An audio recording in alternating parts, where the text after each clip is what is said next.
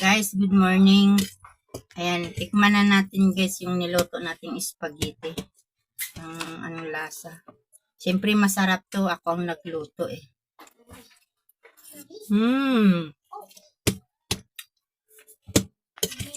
Sarap talaga guys. Parang Jollibee.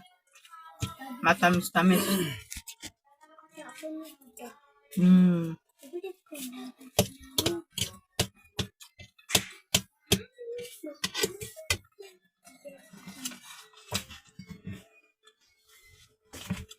Nagluto lang kung kalahating kilo guys kasi yung anak ko gustong paluto ng nakarang linggo pa. Hindi ko siya nilutuan. Tinamad ako ngayon ako. Sinipag ako ngayon.